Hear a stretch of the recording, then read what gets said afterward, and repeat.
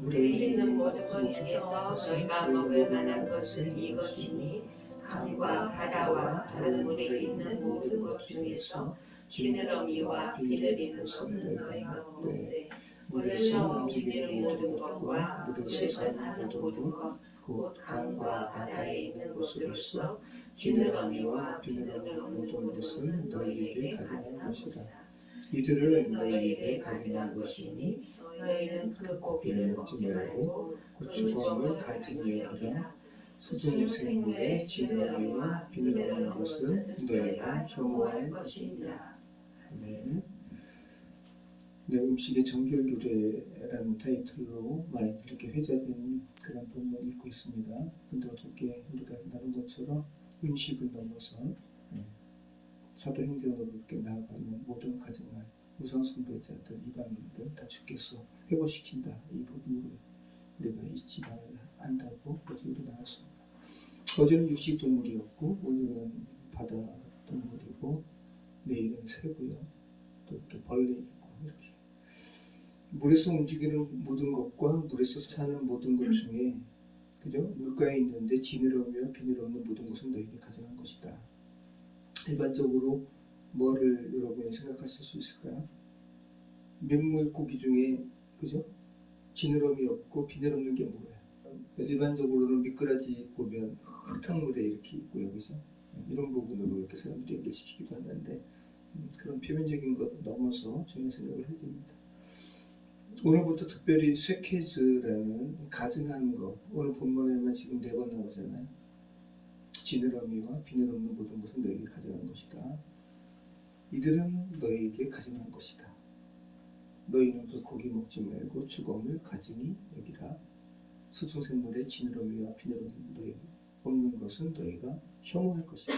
혐오하다라는 이 쇠케즈라는 단어가 어원인 단어가 이 쇠케즈인데 이방의 우상을 주께서 가증히 여기신다라고 할 때도 이 쇠케즈가 사용됩니다. 그래서 주님께서 그러니까 어떤 의미를 여러분이 좀 오늘 가지셔야 되냐면 주님께서 너무 싫어하는 거, 주께서 정말 몹시 싫어하는 거, 이거를 쇠케즈라고 여러분이 이해하시면 좋을 것 같아요. 그래서 구약에서 11번 쓰여요. 쇠케즈라는 말이. 근데 에스겔에 1번 쓰이고 나머지 10번이 모두 레위기에 쓰여요. 근데 그 중에서 우리가 살펴보는 레위기 11장에서 9번 있어요. 9번 중에 우리가 지금 4번 읽는 거예요. 쇠케즈. 가장 먼저 나오는 부분은 어디인가? 레위기 7장 21절입니다. 한번 보실까요? 레위기 7장 21절.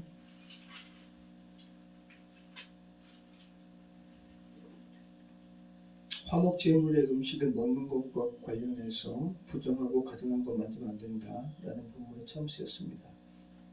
같이 읽겠습니다. 만일 누구든지 부정한 것, 사람의 부정이나 부정한 음식이나 부정하고 가증한 무슨 물건을 만지고 여호와께 속한 화목제물의 고기를 먹으면 그 사람도 자기 백성 중에서 끊어지리라. 이게 구약에서 쇠케즈라는 이 가증한 것이라는 말이 처음 쓰인 본문이에요. 자, 화목제물을 먹는 것과 관련해서 처음 쓰였다는 거 여러분 기억하시기 바라요. 그러니까 하나님과 인간의 죄로 인해서 불화한 관계를, 불편한 관계를 극복하는 제사가 화목제사고 그 화목제물을 먹는 자리에서 다시 주님께서 몹시 싫어하시는 것을 만지고 먹는다? 이 말이 안 되잖아요. 자, 그런데 어제 드린 말씀처럼 이 부정하고 가증한 음식이 사도행전의 베드로의 환상에서는 상에 이렇게 놓인 채 보자기에 쌓여가지고 하늘에서 내려오고 먹으라. 내가 정하다 한 건 너가 부정하다 하지 말지니라. 이런 이 궁극적으로 이방인을 주께서 회복시키는 부분을 이끌고 있다는 거 여러분 기억하시기 바라요. 그래서 우리는 어떤 부분을 우리가 찾아낼 수 있어야 되냐면 너무 싫어하는 건데 주님께서 근데 너무 싫어하는 이방 하나님이 아닌 다른 이방신들과 간영하는 이런 사람들을 주님께서 회복시키시는 하나님의 마음을 우리가 볼 수 있어야 되는 거예요. 그래서 레위기 당시의 시각으로 본다면 이 지느러미가 없고 비늘이 없는 것을 의미하는 쇠케즈는 이방인의 제사에도 이렇게 표현되는 거예요. 시돈 사람의 신 아스다롯, 암몬 족속의 신 밀곰, 그모스, 몰록 이런 신들을 섬기는 모습을 주님께서는 가증스럽게 여기신다는 거예요. 그래서 우리 한번 이 셋게스라는 말이 한 번은 에스겔서에 나온다고 그랬잖아요. 에스겔서 8장 8절로 12절 음란한 행위를 하나님의 제사장 그룹에서도 이렇게 하는 모습을 환상으로 보여주시는 거예요. 그러니까 주님을 섬기는 이들이 얼마나 그 이면에 더럽고 주님께서 보시기에 정말 가증한 것들로 가득 차 있는지.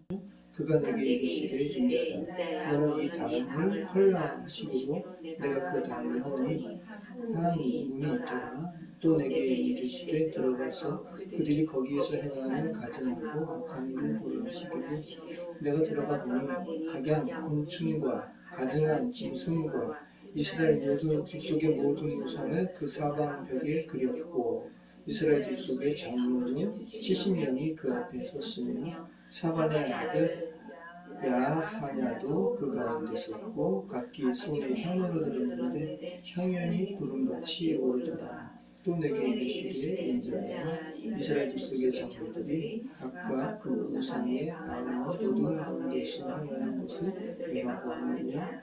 그들이 이르기를 여호와께서 우리를 보지 아니하시며 여호와께서 이 땅을 버리신다 하느니라. 에스겔에게 환상을 보여주시는 거죠.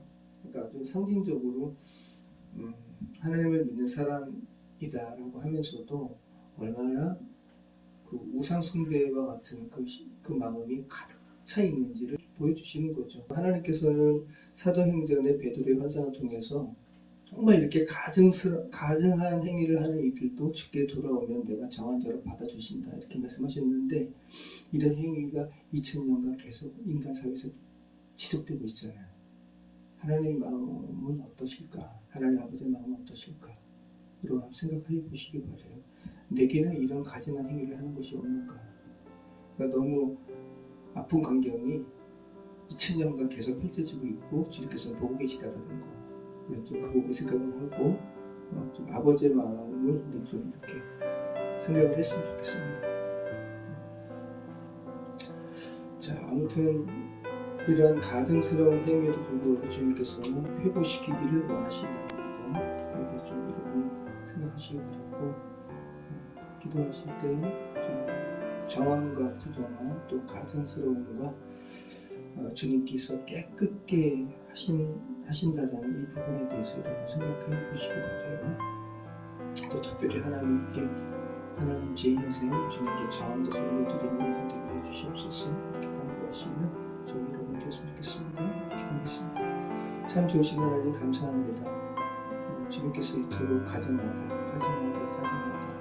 내가 이것도 몹시 싫어한다 라고 성경에서 계속 말씀하시는 저희가 봅니다.